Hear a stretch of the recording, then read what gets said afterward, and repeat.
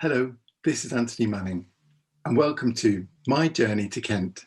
My traveller this time is Ajay Thakuri, originally from Nepal and now a new man of Kent who joined us via our Article 26 scholarship to study social work. Ajay is now working as a social worker in the local community. Hi Ajay, thank you for taking us on your journey today. I wanted to start by asking you the question, where do you call home?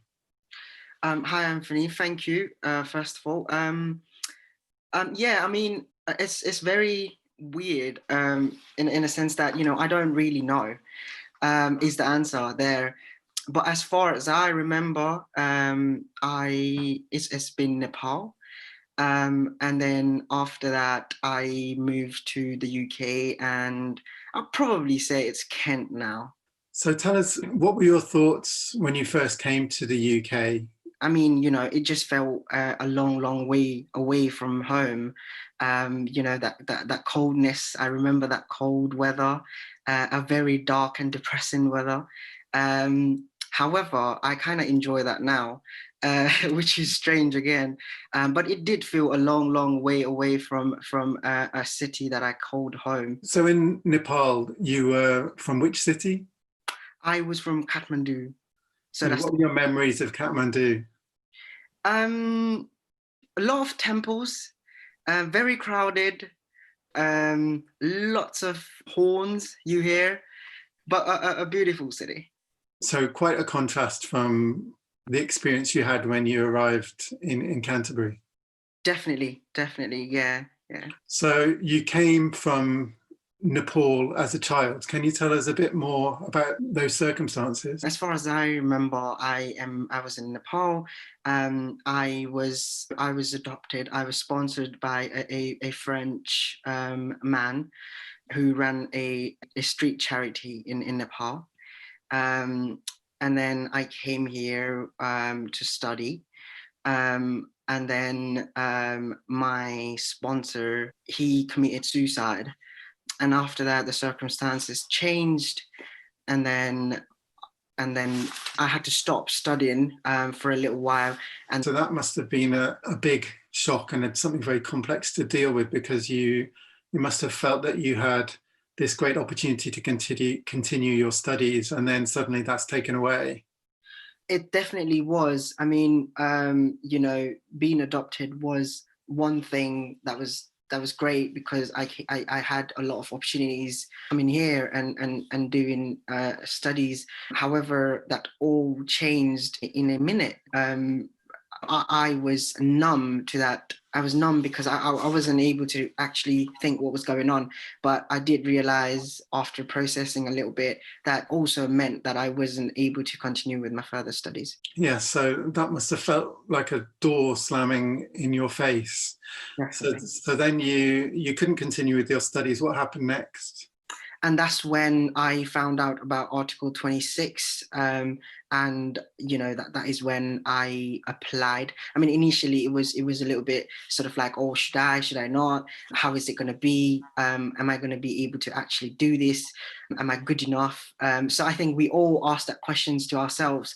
However, I think I kept going and I got it.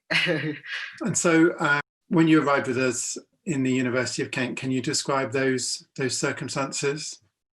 Yeah, when I came to University of Kent, obviously there was a lot of people that were supporting me, in a sense that they were saying like you can do this, but those were times where I felt oh my God, everything has been going wrong.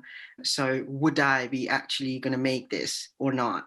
Um, I do remember my interview day, the first day for Article 26, where, I felt very, very anxious and nervous. However, when I was there, I felt very comfortable, because I think the whole panel made me feel comfortable. They were like, you don't have to worry about it. You just say what you know, and why do you really want to study, and what you want to do in the future. So I think that made me a little bit more comfortable. However, there were practicalities, things of it, where I was very much worried and thinking about, oh, how am I gonna get a house there, or a place, or an accommodation. I don't think I would be able to commute from London to Kent every day. I didn't drive at that time. So there was lots of other practically stuff, but I think eventually everything worked out. The University of Kent offered me an accommodation as well. So yeah. So you mentioned the Article 26 scholarship that you joined us through. Can you tell people a bit more about that if they don't know what that is already? So Article 26 scholarship is a scholarship that is given to young asylum seekers and refugees who would like to pursue their further studies in future at universities. There are lots of young people who have been through A levels, done A levels here, been here for a long time in this country, but not able to do a further studies just because of their status. Many people realise that quite suddenly, don't they, because of having been through the education system until the age of 18, like British students would have been, and then suddenly realise that they're not able to proceed with university education in the same way as they had hoped. So it's quite a revelation, I think, for many people who are in those circumstances. That's correct, definitely. And I do feel like that was a massive opportunity for me and for young people like me, because I've met a lot of young people and just talking about it and thinking about it, and coming together made us feel really great. Well, it's a massive opportunity for the university as well to have such inspiring people like yourself coming to study with us. So that's brilliant. So can you tell us more about what you studied at the University of Kent and what inspired you to study that topic? I studied social work, so BA in social work at University of Kent. The reason I chose social work, I think it's also is partly because I have been involved or my life with social work and social workers. I didn't really had a good idea what social work was before I joined the course, really, because I thought it was just more about, well, it is a cliche to hear that, but I think it was just more about helping people, and that's what I have been receiving from people. So I just wanted to give back something that I've taken from the community, from the people that had been around me. I think that's an amazing demonstration of how important the Article 26 scholarship is and how committed so many of our students are to giving back based on the studies that they've undertaken with us and the great contribution that people like you make to our society. Thank you for that.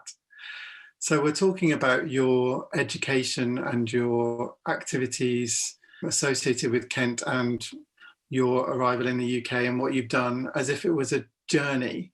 So I'm interested to know, for that journey, what are your essential items? And that might be in terms of real things, or it could be metaphorical strengths or qualities that you think are important. Yeah, I think it is very easy for us to kind of think about the negatives quite a lot, and that is when you sort of get thinking about, oh, I can't do this, I can't do anything now. But I think that's when I started looking into strengths and positives, and I think it is very important for us to look at the strengths and positives firstly. And I think resilience is another thing that has made me keep driving and keep me on track and do what I want to. And then maybe, definitely at the university, maybe a soup for noodles would really do good. Brilliant. I think a lot of people have mentioned food, so I think strength and good food is something that is a common thought in terms of what people need. Yeah. So tell us a little bit more then about your journey in terms of the obstacles that you have encountered along the way. I think there are many of them, but some of them are obviously not being able to pursue the further education after A levels. That was one massive obstacle, which I think the University of Kent and Article 26 gave a great opportunity for young people like us. But there was also, obviously a lot of the time be finding ourselves alone and isolated. And that's when, other people who supported us came there. But I think otherwise, I think the University of Kent made my life very easy, to be honest, in there when I was doing my course. No, that's good to hear. I'm glad you had a positive experience. And what I'd like to know now is a bit more about maybe the biggest life lesson that you think you've learnt along the way. Um, I think that would be being resilient, keeping yourself positive, and going for it, like doing what you want to do. Brilliant. So not letting anything get in your way, I guess. I just would like to add, I mean, there will be things that would come to sort of test you, but I guess, tackling that, wrestling that, and not letting you down would be great. I think. You're a perfect example of that, because some of the challenges you've described to us would individually challenge, most people I know, but you have clearly picked yourself up and powered through and continued towards your goal. So that's really admirable. So if you were meeting a future student, or maybe even someone who's coming through Article 26 to join us at the University of Kent, what advice would you give to that student, given your experience and your success? Yeah, I think as from my experience, I've just said, I think being resilient is important. Also, like I said, I think negativity sort of it's often, it's very easy for us to sort of focus on the negativity than to tend to look at like strengths and the positives. So I think being mindful that you have a lots of strength, and being positive about it is very important. Brilliant, thank you. And obviously now you have moved on from the university, you graduated successfully and you're in the world of work. Can you tell us a bit more about what you're doing now and what your future aspirations are? Sure. So at the moment, I am working as a social worker. After I graduated, I've been working as a social worker in the local authority in Kent. I'm working with children and families at the moment. In the future, I do see myself working in some international charity, or also doing something collaborating football and sort of social therapy in together, and working with young people. So you didn't mention football until now. Is that something that is another passion of yours? That is something that I love, and I had started a little group when I was doing my placement from University of Kent as a part of social work degree, and I was working with young people who were asylum seekers, but also the victim of the tragedy Grenfell Tower. So yeah, it was really good. I did get a lot of positive feedback on that, so that made me feel like, oh, this is really something that could work. Brilliant. So through the football, you were able to bring together a group of people to kind of transcend the issues that they're experiencing. That's correct. Yeah, that's something that's always in my mind, and I would like to do something, because I think football is a great way to bring people together. But not just that. I feel like when I play football, I don't have to think about anything else. Great. We all need those mechanisms to switch off, don't we? So thank you very much for taking us on your journey to Kent, AJ. It's been great talking to you. Thank you. Thanks a lot.